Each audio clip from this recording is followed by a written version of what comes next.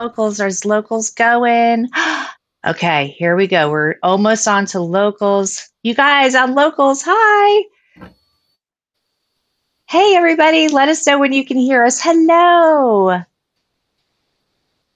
And oh, look at the friends. Love you guys.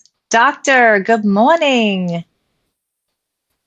I see Sophia. All right. Is YouTube going? Is X going? Hi, guys. I see Marcela. Okay, good. We're all set. All right, you guys. We're going to do a little simultaneous sipping with our beloved Scott, and then we'll come back and say hello and introduce our very special guest. So, without further delay, let me make sure the volume's high because we don't want to miss it. And there's a good little. This is actually the start of one of Scott's favorite rules, and this is where it came from. Ready, guys? Oh, let's move this camera further away. The less of me, the better. Looks like I got a sunburn. Hey, everybody, come on in here. Conrad, Joe, Tyler. While you're in here, fast, Tyler. Kyle. Hey, everybody. You know what time it is. Bum, bum, bum. Bum, bum, bum, bum. Bum, bum, bum, bum, bum. Yes, that's right. It's time for Coffee with Scott Adams. Grab your cup, your mug, your beverage, your glass, your container of liquids, and join me for the simultaneous sip. Best sip of the day.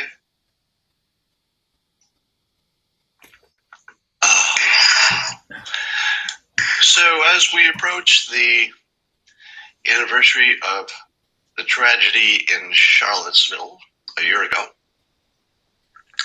there are a number of interesting stories that are sort of related or indirectly related to that.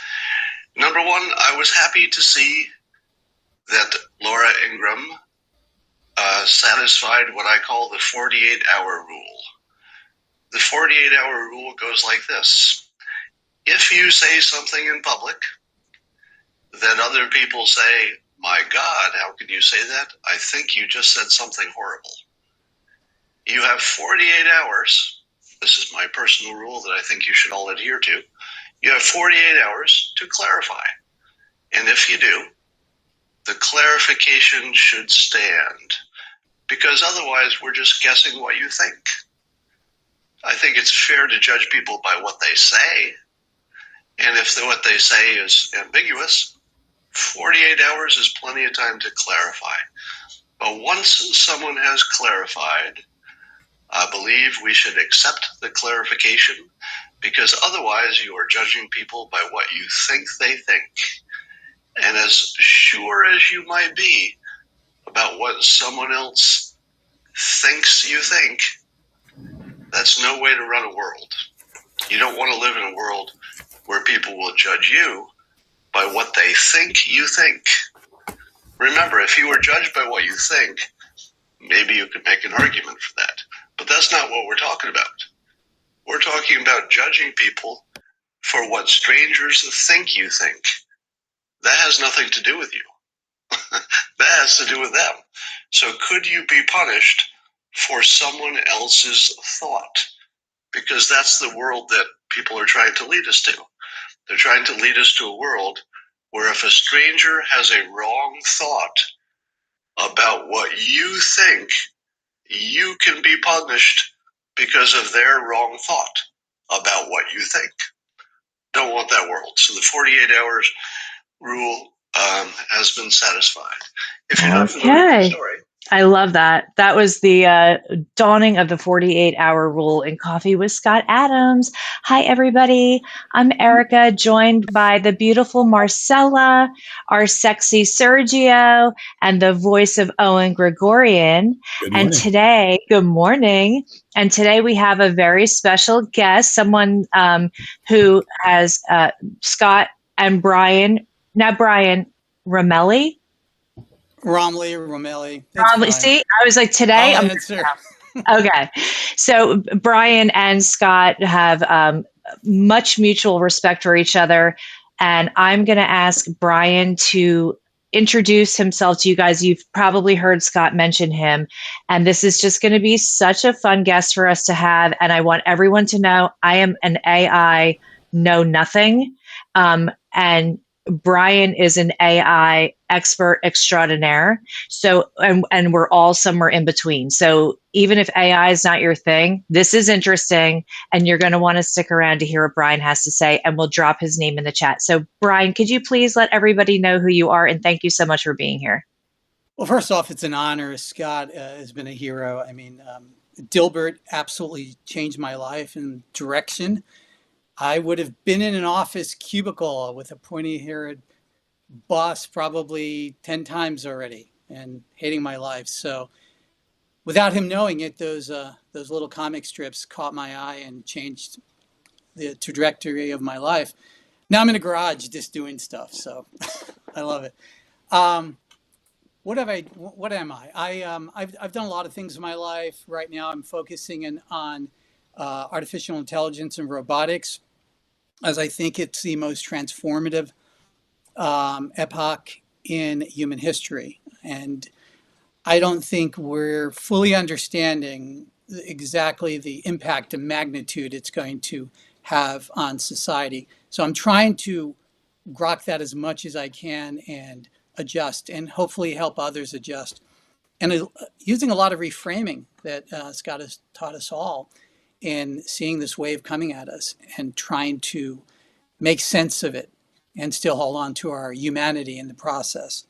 So, it's been something I've been doing for a very long time. My very first, I think, AI experience, it really wasn't AI, but I convinced myself it was in the late 1970s.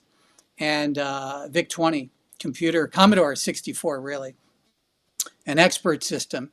And I've been hooked on the concept ever since of having this external brain. Um, but try not to be dystopian about it. I don't think I've ever fallen into the dystopian mindset, but I'm not utopian about it either, because I think we just have to be aware that it's a tool, but it's going to be something more than that. And that's kind of where I am right now. Brian, on my question is about voice first. I did a little dive on you, and I learned that you forecasted that by 2026, maybe it's fake news. You might check on that, but it's a forecast that you did that by 2026, voice was going to be the main interaction, way of interaction with all these machines now, and that's that. You want to tell us a little bit about that too? Sure. Voice first was really a terminology I used before people understood what Chat GPT was. It's really a container for interacting with AI or intelligent machines, but in this case, AI, without the need to actually thumb claw on a glass screen. Because, I mean, that's a de evolution. I mean, I had typing class and I was doing pretty good for a while. And now we've all, thumb claw on screens. And the only reason that we have to use commands in arcane language is because the computer didn't understand us. So the premise of this arc that we're on, and we finally kind of reached it, is where the machine is fully understanding us. And we don't really need to understand the machine. In fact, we are already there. Some of us have probably heard the word vibe coding. And this is where somebody's just basically having a concept of an idea of software and then throws it into an AI and go figure it out. I don't care what the code is, just work to be done. Just make sure it does its job. So why would we be thumb clawing on a glass screen to tell an AI to do that? I would just say, hey, I want a really cool app that tracks my dog's diet and walk schedule. I want it bespoke to my particular dog, and let's get it done. And it'll interact with you. So that's voice first. Have we actually reached that precipice? No, because I invested heavily mentally and financially into Apple. And Apple had Siri. And if Apple did not stumble the ball, we would be talking to Siri like we're chatting to, Grok and ChatGPT and Claude. So that was a mismanagement of Tim Cook, frankly. And they lost a lot of employees that were making that come about. So we're about 4 years behind from that prediction. I think that prediction was probably 2014, 2015, 10 years ago. So I'm off, but we're there in the sense that you can do it. It's just not done in a cohesive package where people are, the average person is confident enough just to pick up their iPhone and say, build me this, or book me a schedule, or, make sure I don't miss Scott Adams' school, turn it on for me. Those types of things. Because really, we use computers to get a job done. And we don't see it that way because a lot of us are just maybe scrolling. But that's actually, in a sense, well, I hope you do less scrolling, doom scrolling especially. That's less of, that's less of entertainment, more of a job. You're in pursuit of something. And for a computer, that's a job.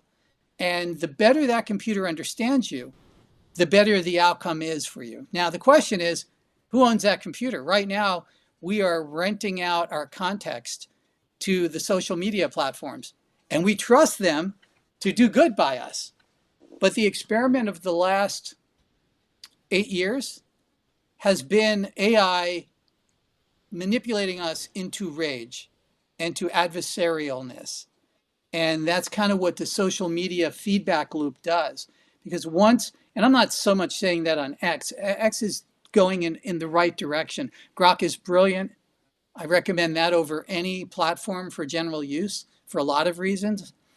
But in general, if you go onto Facebook, Instagram, most definitely TikTok, it's going to look at what elicits an emotional response from you. And there are so many tells that Scott definitely knew about, but these are electronic tells.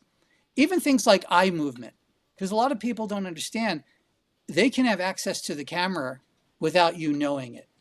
And it can fixate on what you're looking at on a screen. The bigger the screen, the more it understands what space of real estate you're looking at and what is eliciting a response. And it will tease you with content, giving you stuff you don't like, only to give you stuff that you like. And it does this. A lot of people don't say, well, see, it doesn't know what I like because it gave me cat videos and I hate cat videos. And it's doing that to tenderize you into wanting this. Now, I say this, it's doing that. It's an algorithm that's optimized to gain your attention.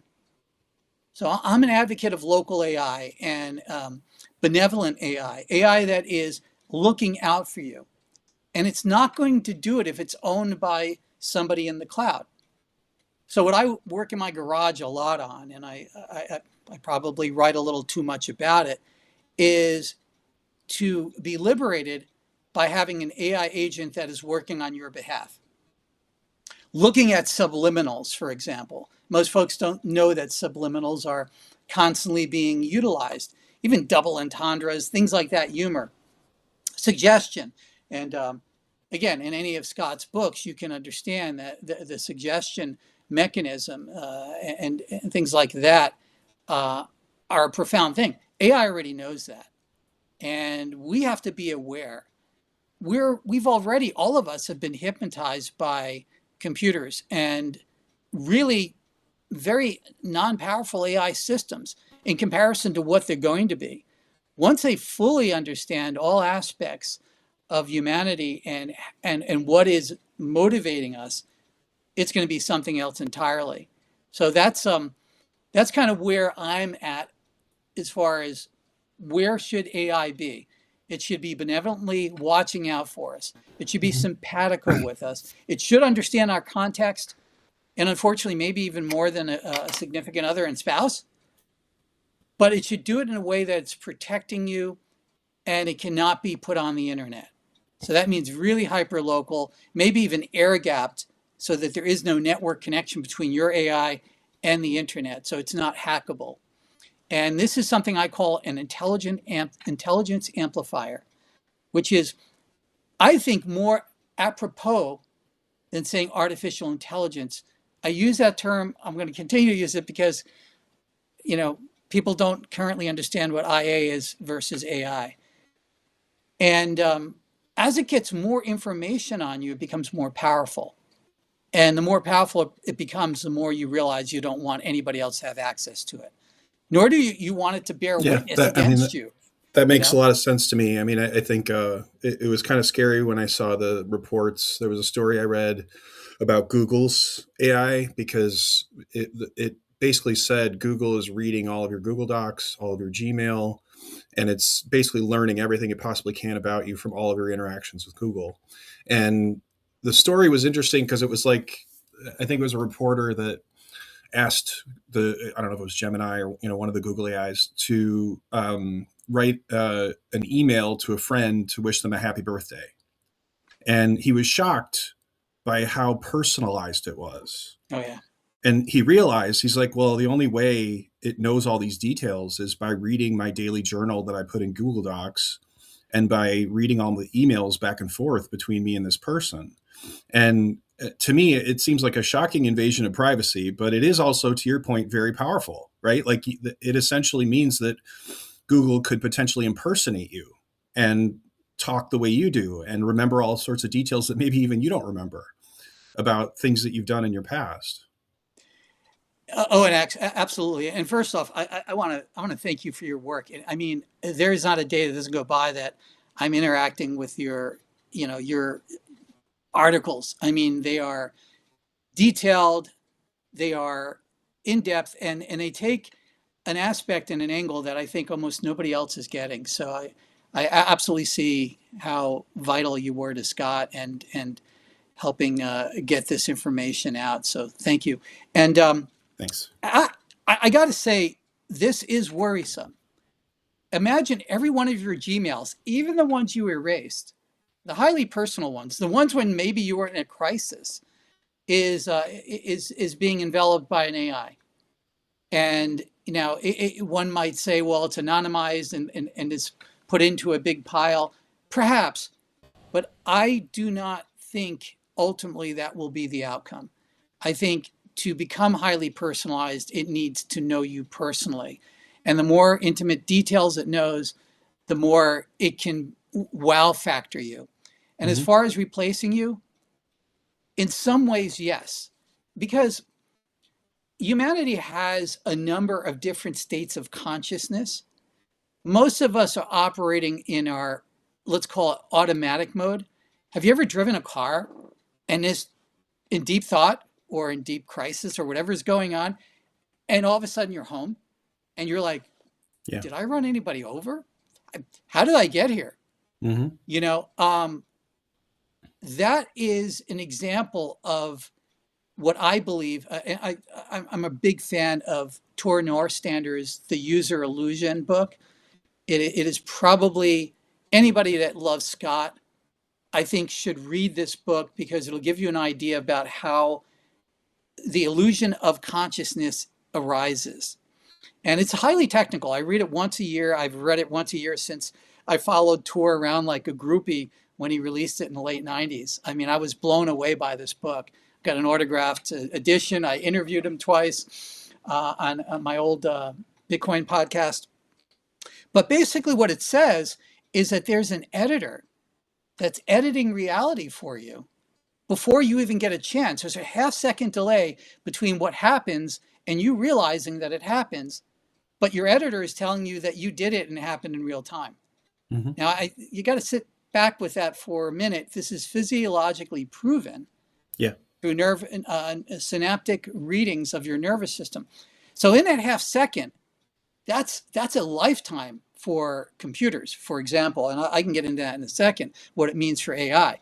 Because once AI fully understands that you have a half second delay, it can live in that half second and do stuff you don't want to think about. But I don't want to scare people and not being dystopian about it. But in that half second delay, what's going on is your bandwidth is only about, I give it 30 bits per second. Now, anybody that's looking at bandwidth knows that 30 bits per second, like for this stream, is thousands of bits per second. How do we deal with it? We deal with it by exformation. There's information and there's exformation. And the editor in our brain is forming reality and throwing out the bits that we don't need. Like the old comic strips, right? Movement was simulated by the background kind of just moving. It was the same background over and over. Well, that's the same process of what's happening when you're driving the car and not recognizing that back, intelligence in you is taking over. Let's call it autonomic, but it's kind of higher than that. And your higher intelligence is thinking about this problem. In fact, that's probably the best state to deal with thinking about anything, like being in a shower, right? Oh my gosh, I have this idea. Or there's something called hypnagogic thought, and this takes place just before you're going to sleep. It's a twilight period. It's hypnagogic. I taught a lot of people how to do this. A lot of founders, creative people throughout my career. I helped a lot of people in creativity. Hypnagogics is Thomas Edison used it. He would be sleeping under his workbench, right? And people thought he was just an old guy that was tired. True. And he was a cranky old guy that was tired. He was cantankerous. But he would hold these two balls in his hand, sleeping underneath his workbench. And there'd be two pie plates. And he would have a secretary sitting next to him while he was dozing off. And as soon as he dropped these steel balls into the pie plates, he would start uttering out everything that was in his mind without analyzing it. And she would write it down feverishly. He claims that's how he discovered the tungsten metal for the light bulb. It was a stream of consciousness. And Albert Einstein used it. In fact, I can tell you many artists, famous ones that you may recognize, definitely know how to do that. It is a connection to your consciousness without using substances, and I use it quite often. I don't have a secretary and steel balls and pie plates, but I got a recorder. And so that's what the human mind is capable of. And I digress into this because I want to tell you guys that you have abilities you don't realize. And that's what Scott was telling us, right? We have latent abilities that we turn the volume down on. Oh, that instinct, it's stupid. That reaction, it doesn't make sense. And it's like, in this AI world, it might be all you have, right? Because you're not going to beat the AI in intelligence. So let me ask you about that. Because I've often been wondering, you see the science that says, maybe our bandwidth is only 30 bits per second, which sounds like, how could that possibly be so low? Because you think like a person, right? Like you think of yourself as intelligent, and you have that, whatever human intelligence is, you don't think of it as that small compared to what a computer can do, right? And on the flip side, the whole point of what these AI companies are trying to do is to get to and to surpass the ability of what a human can do with their brain. And I see this as such a, it doesn't make sense to me, because it's like, what's preventing a computer from doing what a brain does? If it's so simple and if it's so low bandwidth, why can't a computer simulate that with much less energy and much less information? Why can't it do the exformation piece and do all the same types of things that a brain is doing? Oh, wow. These are great questions. And this is where humanity and all of us are going to be traveling over this next decade and a half, is what is intelligence? How do we identify alien intelligence? For example, right? Would we know alien intelligence if it came up to us? And I would give you a thought experiment. If I was an ant, I would think everything in ant world terms. We're humans and we think in human world terms. Intelligence to us 300 years ago looked radically different than intelligence to us today. So we are highly anthropomorphized in understanding intelligence. And we shouldn't beat ourselves up over it. We're the fish in a fishbowl. But you have to be open to be a child and be creative and to be able to say, look, Mom, the cloud is a dog, right? And this means that you have to have ancillary thinking. So what does that mean about intelligence? I happen to believe that intelligence is not local, that we are receivers and transmitters, and that when you turn off the TV set, the people inside the TV aren't going to sleep inside the little box. It's a transmission. We're receiving and transmitting information. Now, the local electronics, if you will, have to work. But this is what really blew my mind. This is what changed me forever. I'll tell you. And it's a couple of studies, but one was the person I met that had almost no brain. They had aphasia, and their brain was about the size of thin salami, and it was mostly, brain fluid that was filling in the cavity. And I I remember this. I remember seeing this story. Yeah. yeah, Go ahead. and there's many examples. So this is not a simple outlier. And this is my problem with theories. And guys, we got to get this really right. If your theory does not encompass the outlier, you do not have a theory. You have an interesting story. So any doctor, anybody listening to me saying, "Oh, Brian, that's an outlier," I get it. Now we need to go back and look at the theory, because now your theory doesn't make sense. But I know if somebody cuts my brain out, I could die. That's true. But there's also, for example, this truck driver I met who had a pole go right through his brain and go out the other side. His entire left hemisphere, gone. Now they reconstructed, he looks pretty normal. He lost only some memory, gained a love of tiramisu and classical music, and sometimes speaks with a French accent. So, and that leads me to organ donors. I'm going to go down a little rabbit hole for you guys. I studied dozens of organ donors. Paul Purcell, read that book. I do not remember the name, but Paul Purcell. He studied heart transplants. Change of Heart is the name of the book. And he found, this was a beautiful one, a garbage man, that's his own definition, back in the 1960s, self-admitted IQ less than that of a rock,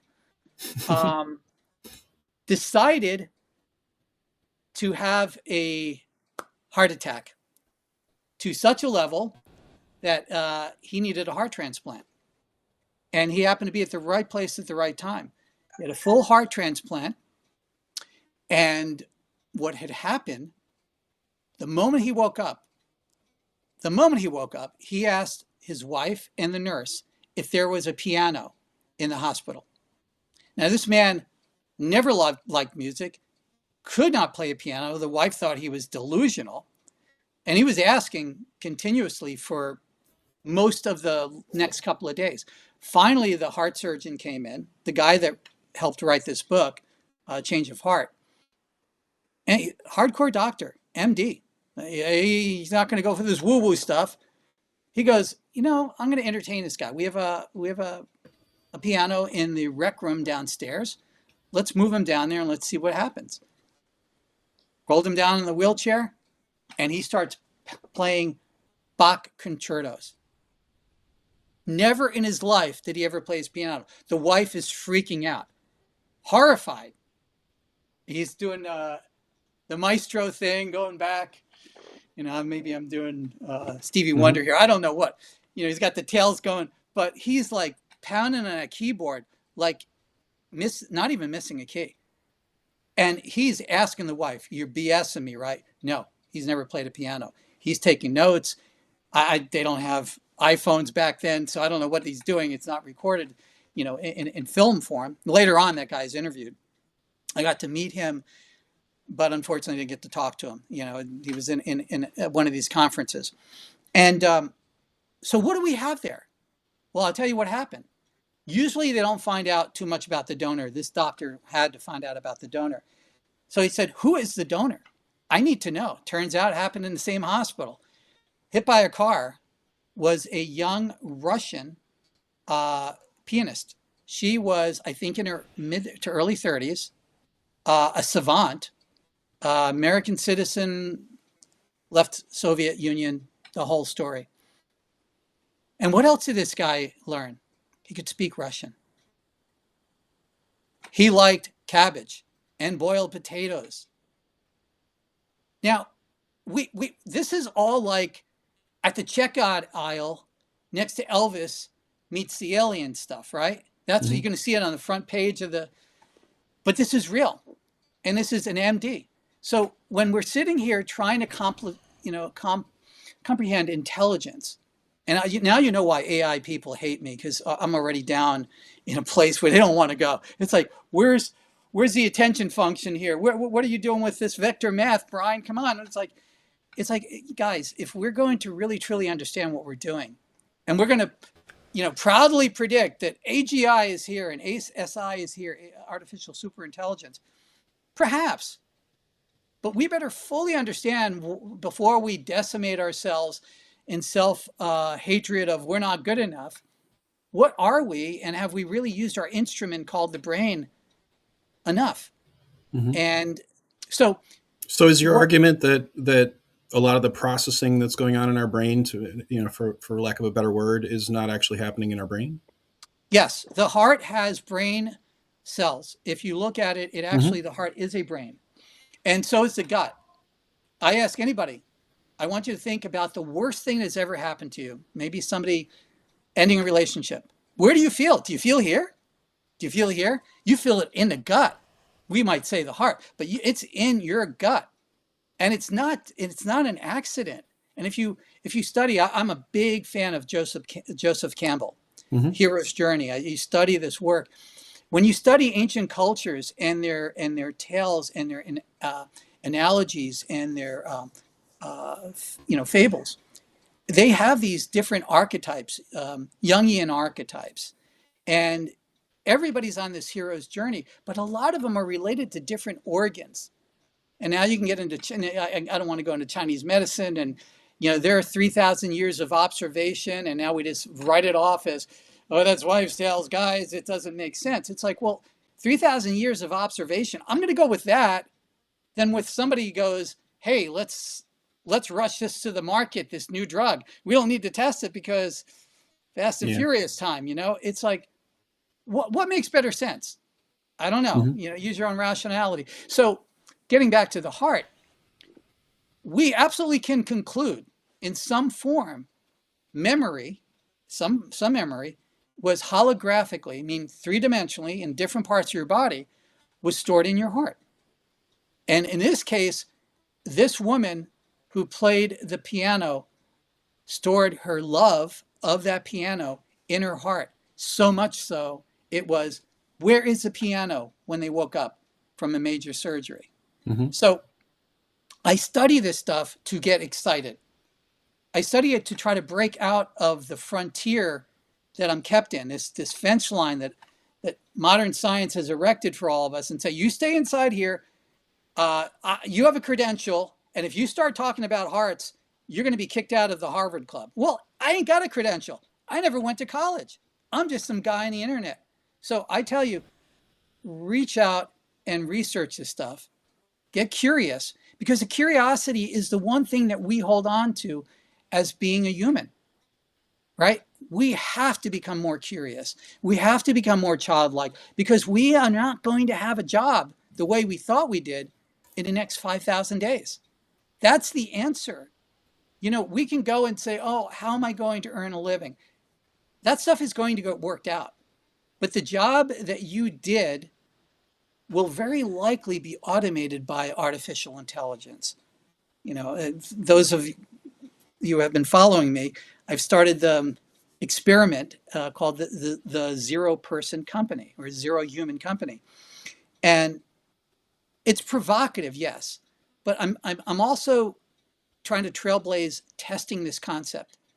What does it look like when AI runs a company without human involvement? And then, what does the human feel like when everything they did, everything they defined themselves as, right? I meet you at a party. Well, like you guys ask me, well, what do you do? I mean, we define ourselves by what we do. It's a way of notating, others. It's a way of connecting. What happens when we don't have a job that we explained to connect with? We have to sort of start to have that conversation. Who are we when we're not our job? Mm-hmm. I'll leave you with one more thing on this thought. Any of us who have lost our career, and especially guys, I don't want to be sexist about this, but guys have to prove their worth much more. It's indoctrinated. The moment we're born, you're an ugly SOB. You're going to have to make yourself valuable. You're going to have to be an earner. You're going to have 666, six pack abs, 6 foot tall, 6-figure income, and then you got it, right? Well, what happens when you lose that? And anybody that has lost that or been around somebody who lost it, it's the dark night of the soul, right? That's a Joseph Campbell's hero's journey. And I'm trying to use that motif for all of us. We're all on this hero's journey, and it's a call to adventure. But there's going to be the resistance to the adventure. And it's like, no, stop.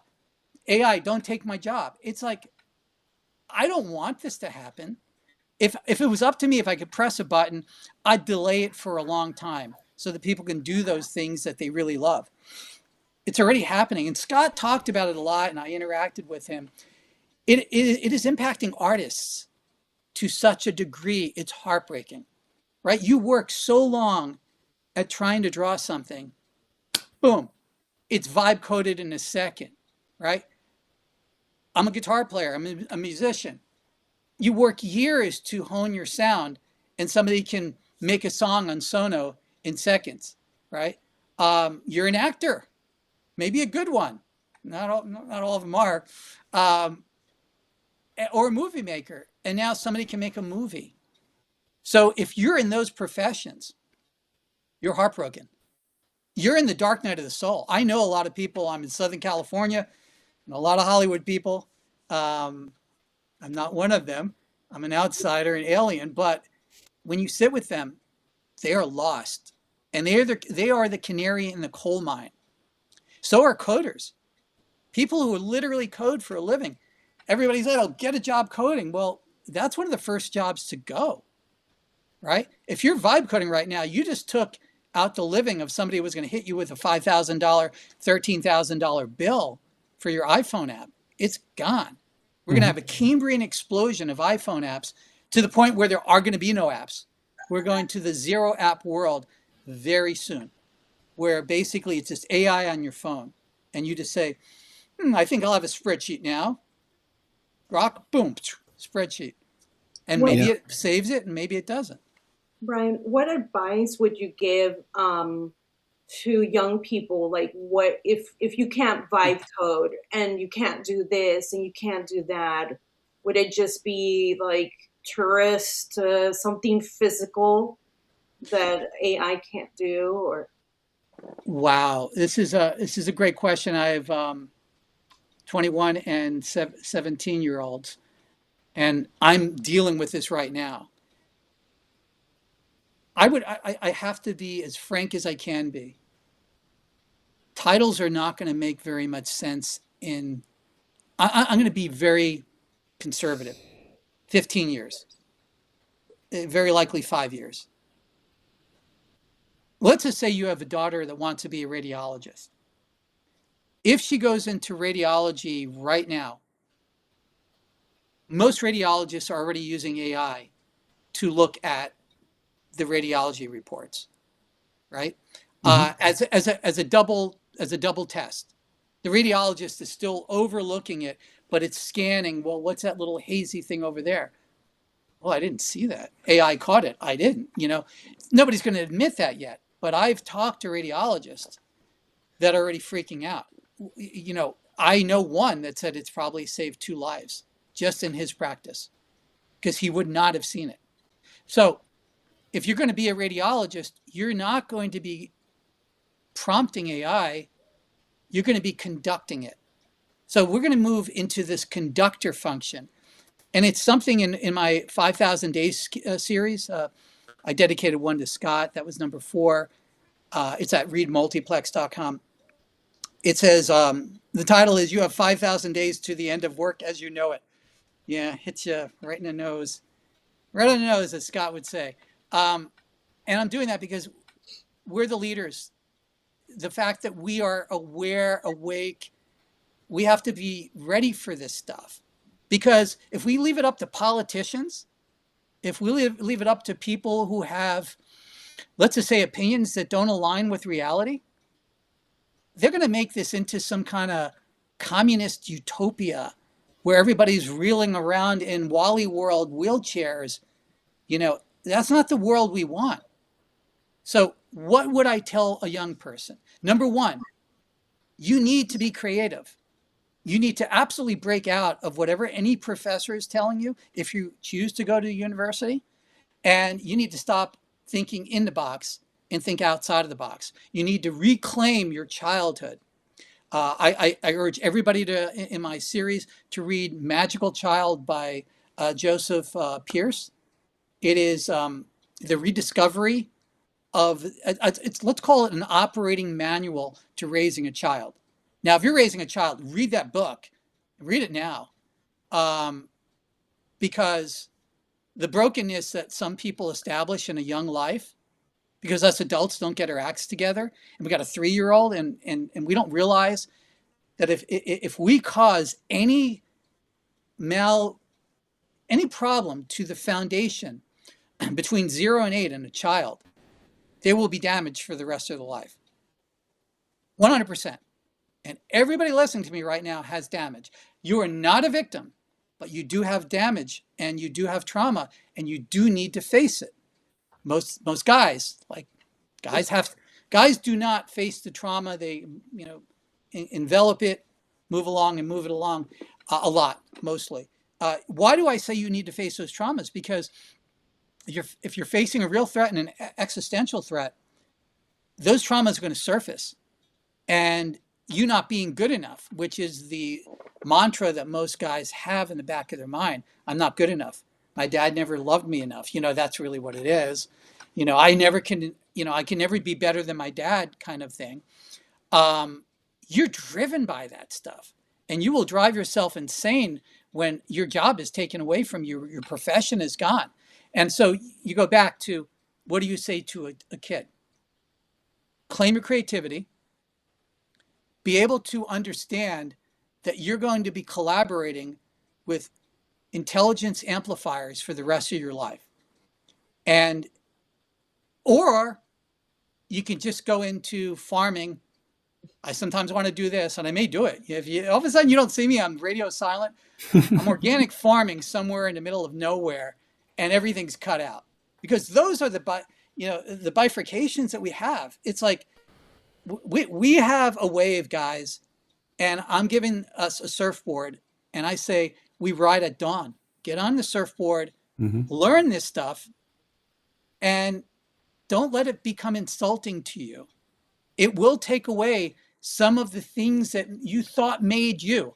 Like, I was so good at writing. Well, AI is going to probably write better than you at some point if it hasn't already.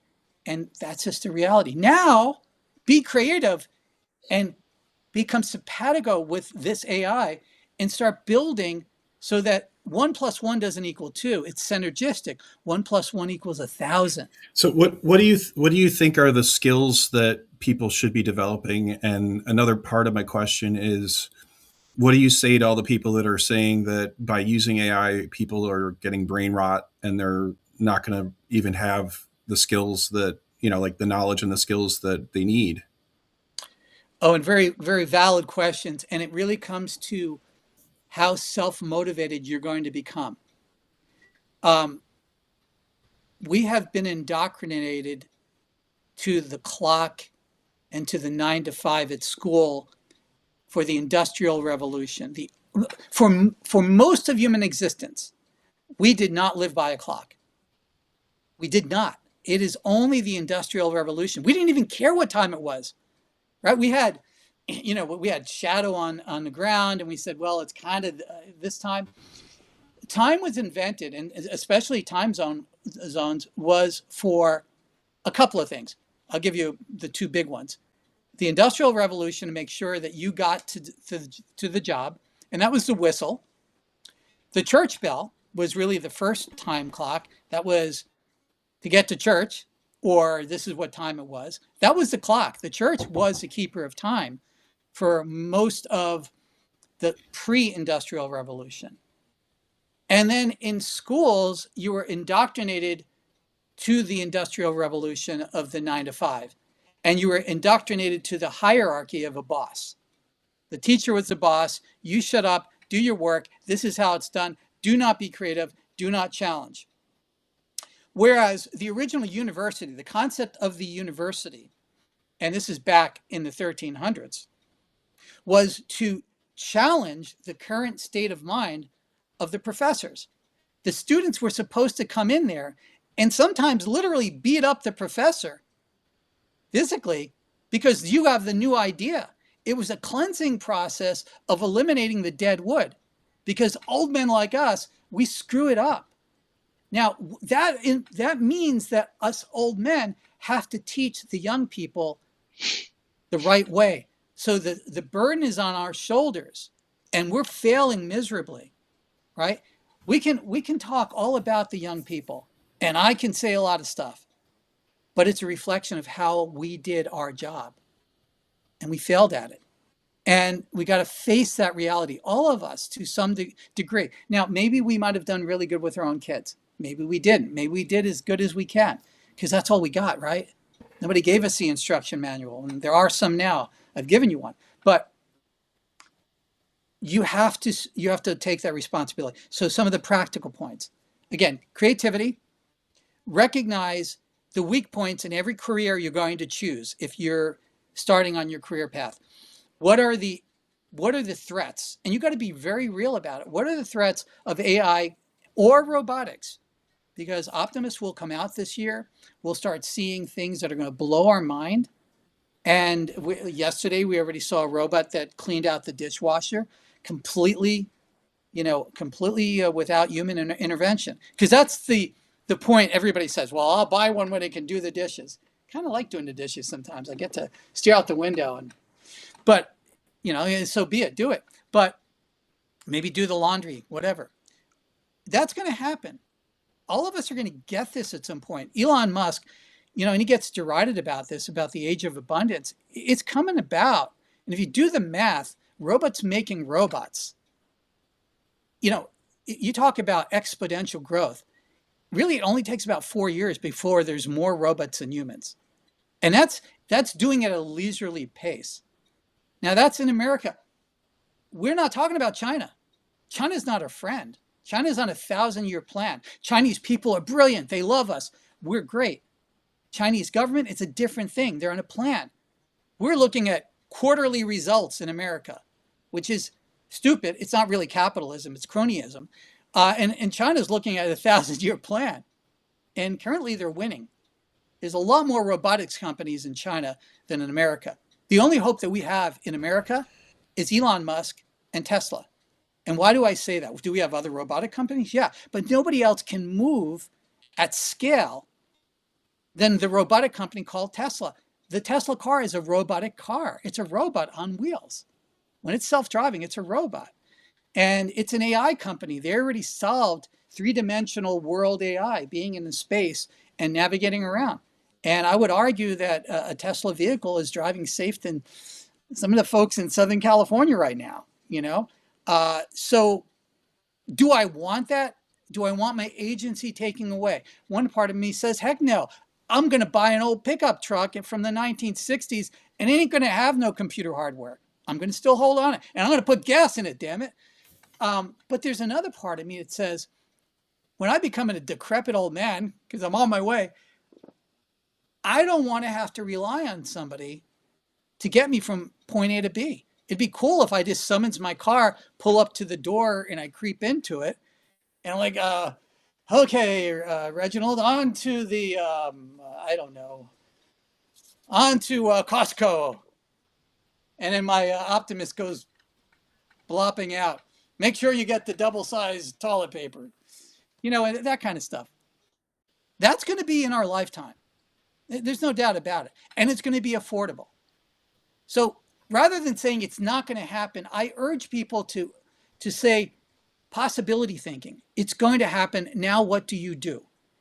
And instead of waiting for it to happen, getting yourself high and drunk because you got nothing to do. Maybe everybody gets zombied out like Philadelphia. I hope not. Deal with it now. Deal with it while you still Mm-hmm. have the ability to deal with it, and say, okay, who am I in that world? And so our students, they're going to have it a little easier, frankly.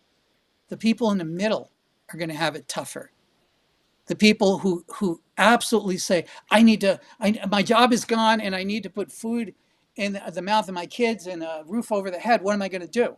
What do I do next? Am I going to have to do a gig job? Well, if you want immediate guarantee that you're going to be okay for a while, get into the trades. Become a welder, a plumber, an electrician, a carpenter, and do it and love it. If you don't love it, don't do it. Find something else. Things will creep up, but stay creative. But if you love it, do it. And maybe after, you might still do it because you just love it. And people might want you to still do it because you love it. Maybe they don't want a clanker coming in their home, so that they can see the butt crack of the robot and not the plumber. Sorry, being funny here. Maybe that's the thing that people want. Or cooking, right? I like to cook. Since COVID especially, my dad was a chef. Maybe I want him to chop the onions, but maybe I want to make myself feel useful to sauteing stuff. You're going to have these collaborations. So in some ways, look at it as a tool, but in other ways, look at it as a worker. What are you going to do? Are you going to be a slave master? Or are you going to be a collaborator? Make these choices now. But the physical trades are going to be there much longer because it's going to be harder for these robots to deploy to do these things. But mental work is going to logarithmically be taken. So all you have is maybe your creativity. And if you don't go to that garden, I want you to visualize this. Everybody has a creativity garden. And I guarantee you, none of us have gone there and done any weeding in a long time. It's time to go back to the garden of your childhood. Like, remember spirograph? There's these little plastic things. I Yeah. wrote an article about it. People think I'm weird. I am, but really weird. A spirograph is a great way to sort of get yourself into a state, not quite hypnotic or hypnagogic, but in a state of creativity because it has a constrained form. Your ideas have to have some constrained form, but it also allows you to be creative within that form. So I use this biograph. I've used this for a couple of decades, getting people who had writer's block, songwriters. One song that you guys probably know, one of the blocks were broken with spirograph. I can't ever tell you who or why. It would kill me and I would be sued. But that particular modality allows you to open up. So you go to the garden, you get the weeding done. What's the weeding? Oh, that sounds stupid. Get that voice out of your head. Get it out of your head. It isn't stupid. Entertain it because this is your playground. You get the right to entertain any idea. That cloud is a dog for all intent and purposes. Now go with it, right? And you have to do this because you have nothing else. Well, I'm going to out-rationalize AI. Good luck. And this doesn't mean I'm waving a white flag. I'm carrying the humanity flag. AI can have that flag, whatever it is. Oh, yeah, you're the better calculator. Go with it, man. Right? You can add two numbers faster. That happened a long time ago. Are mathematicians crying because the calculator is faster than their chalkboard? Well, they're all crying now because I can take a picture of a chalkboard and solve that problem like that. Now, does that mean I get brain rot? Yes, if I don't do anything. If I just sit there and I say, okay, that was my goal in life. God granted me this body, this life, this experience. To do what? To consume? Well, we get into that mindset because we worked our ass off in a job to be a wage slave, right? Now, if that's taken away from you, you get out of that mindset of a lottery winner or maybe a former NFLer and blow all your money on parties, right? Because if you have abundance, look at the lottery winners. I've studied them. Or look at anybody who's made a lot of money and not mentally prepared for it. Is it becomes a magnification of all the things you never solved in your life. Oh, I'll get all the girls finally. Go ahead. Now what? I'll eat all the food. Oh, yeah. Now what? Elvis, have another peanut butter and bacon sandwich, right? So and I'm trying to be funny about it, but it's a real serious thing. Once you have nothing but time, what are you going to do with it? So That's a great question. Yeah. yeah, I'm rattling on, guys. I don't want to make this a No, monologue. everyone knows I'm conscientious about the time, and I know you have to get someone off to school in a little bit. Yeah. I really hope you'll come back again because the chat is absolutely loving you and the things that you're saying. And I think you're going to have a bunch of new followers that are maybe just seeing you for the first time today. And the feedback's been so amazing. I'm watching the chat, and you're such an interesting person.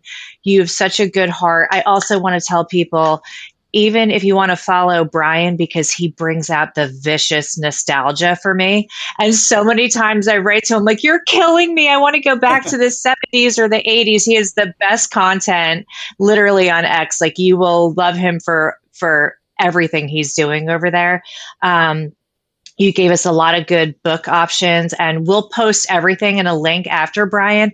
And I'm going to make a post on X linking everyone to your account. And I'm also going to put your series in there for them to read.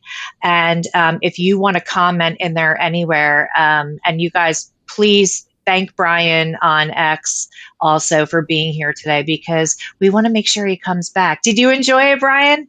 I enjoyed it, and I love you guys. I love you guys in the comments. I kept looking, and I was like, oh, I'm going to start crying because some of the comments were beautiful. I got to say, I can't thank you guys enough. I don't know, because you're in the middle of the forest. I'm on the outside. What you're doing is absolutely beautiful, because you're giving this continuity that Scott had given so many people, and I really thank you. And I think everybody out there does also. What you're doing is transforming lives still, and that's the magic of Scott's work, is that it will live on way past his physical body. And I'd be honored to be here anytime if you want to hear me rattle on, because we do. I We could do. rattle on. I could ask you 100 more Brian? questions. I mean, I'm a big fan of yours. I subscribe to you on Read Multiplex. I Thank you. was enthralled by your sort of tease about how you got agentic AI to run for years. I'd love to know more about that. And I know it gets really deep into philosophy and all that. So I know we don't have time for that now, but I'd love to talk to you again. I'd be honored, Brian? guys. Brian, this is Shelley. Sorry, I'm going to chime in just for a minute because I know Scott would want me to. When are we going to be able to have an AI Scott?